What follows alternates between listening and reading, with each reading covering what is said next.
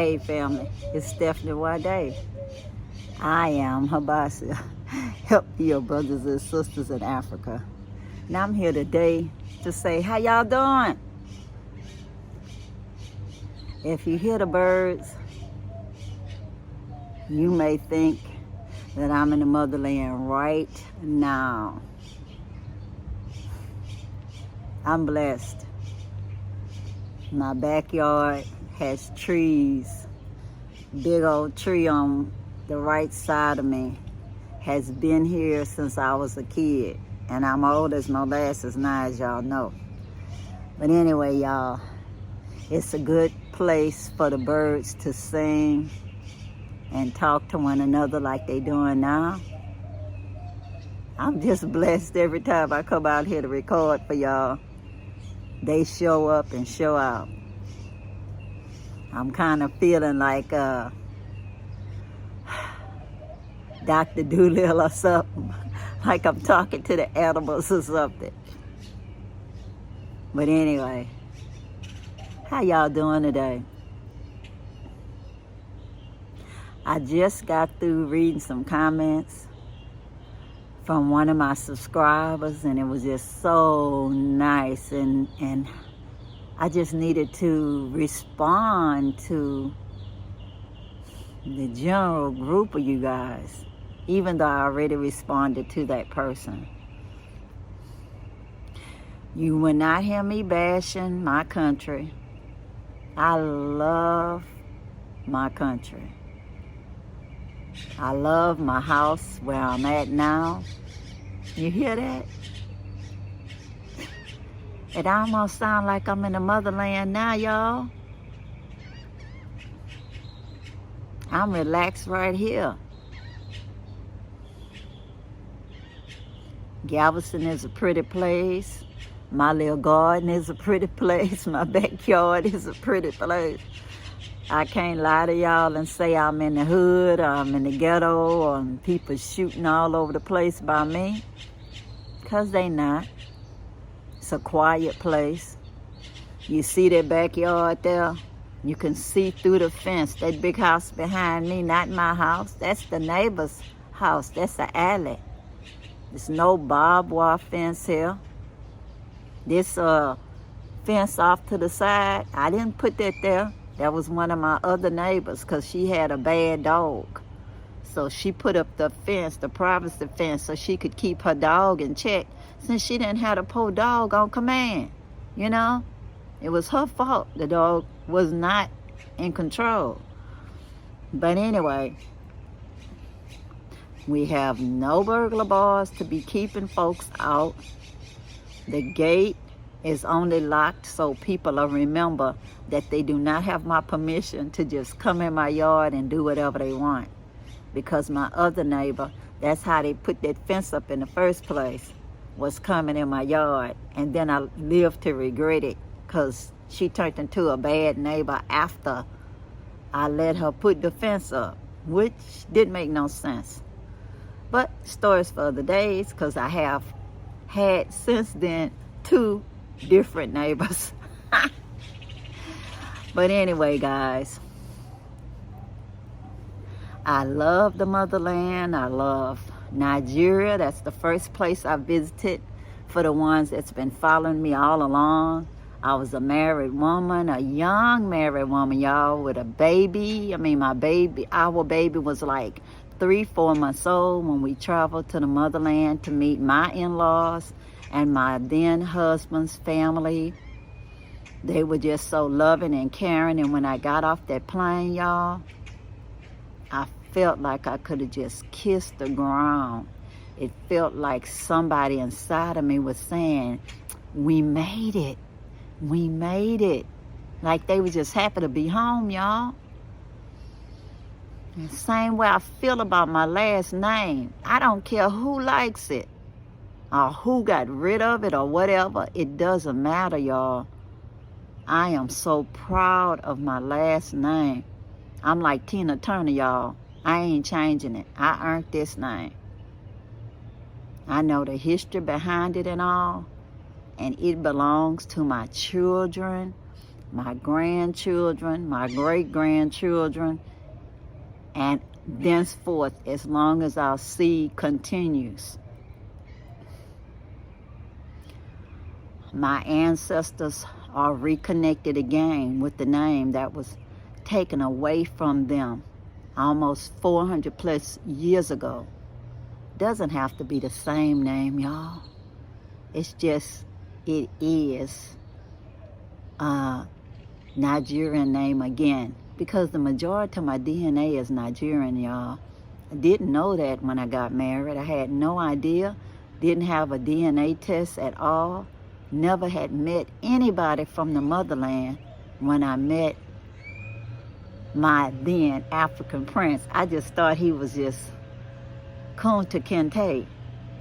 And that's if I'd seen Roots, because y'all know it's been so long. I don't know. Maybe it was him first and then the movie. I don't know.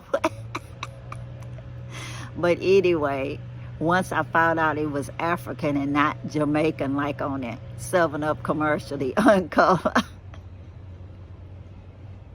all I could think of was African Prince.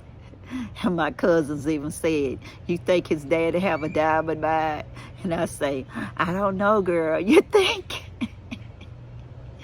So anyway, going to Nigeria, I found out that no, his family didn't own any diamond mines, but what they had was priceless.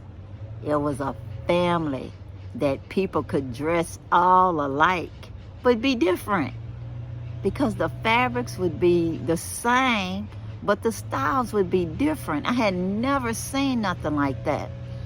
And people could play music with just using bottles and spoons.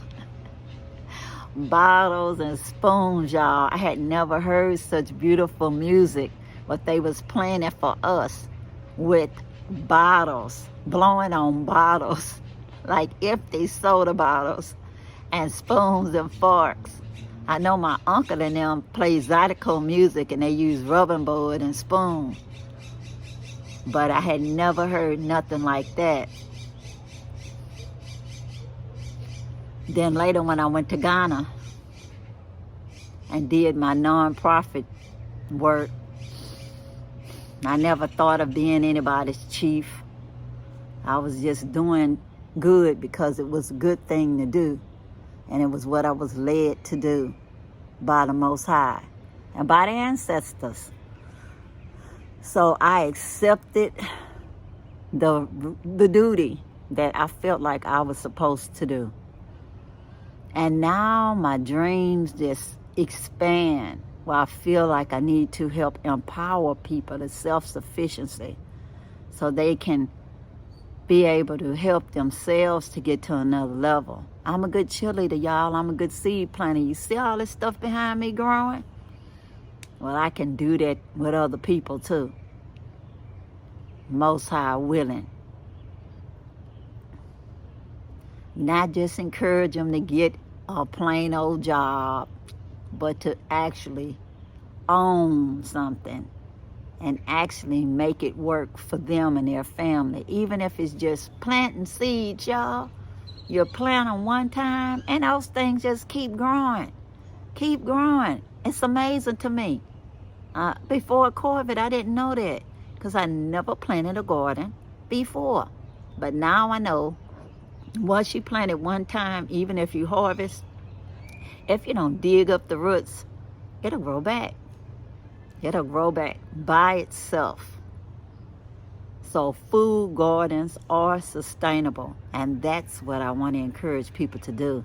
All of that grinding up the ground and flipping it over and putting all these pesticides in there, it just kills stuff, you know? Kill stuff. But I did this organic gardening and working on having food sustainability with this garden starting from last year. And it's working, y'all. It's working.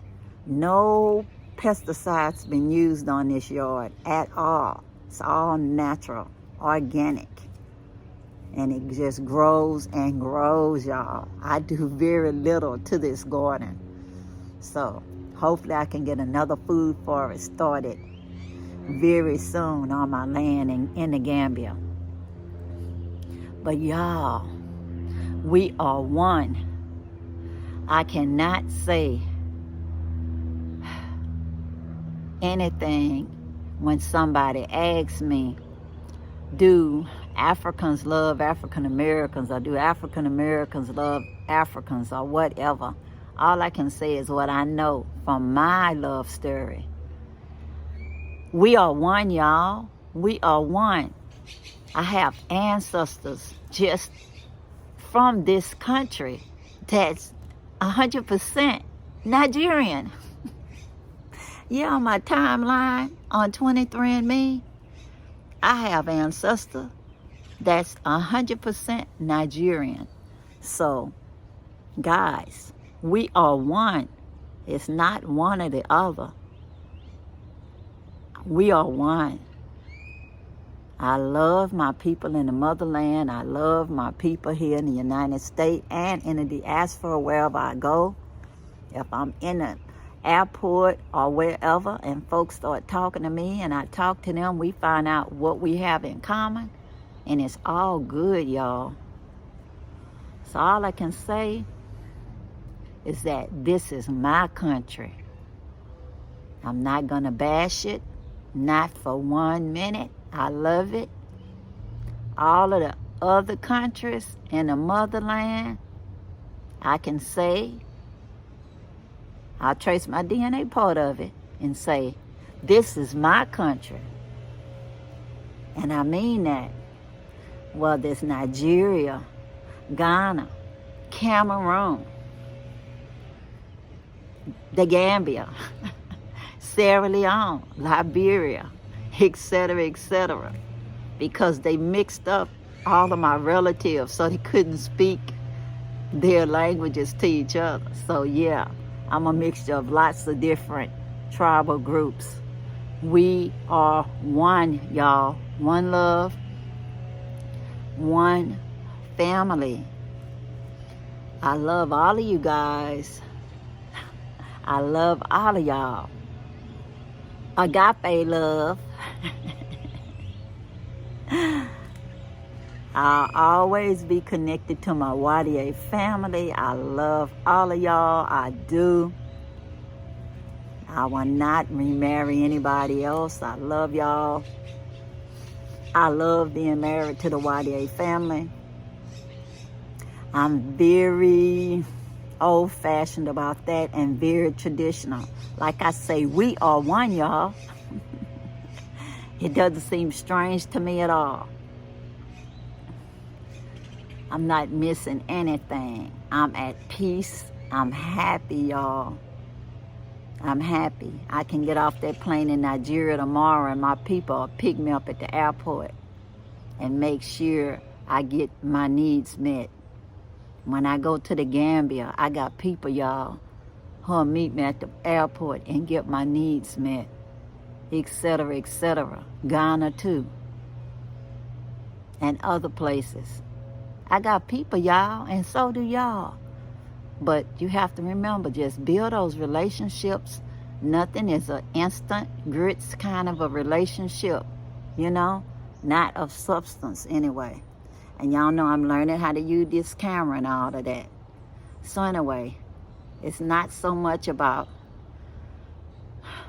how something looks for 1 second at a time. It's the big picture. It's the big picture. So anyway, until next time, y'all. Sounds like I'm in the real jungle, y'all.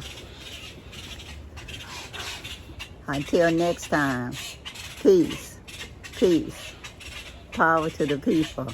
And I'm out, y'all. Bye.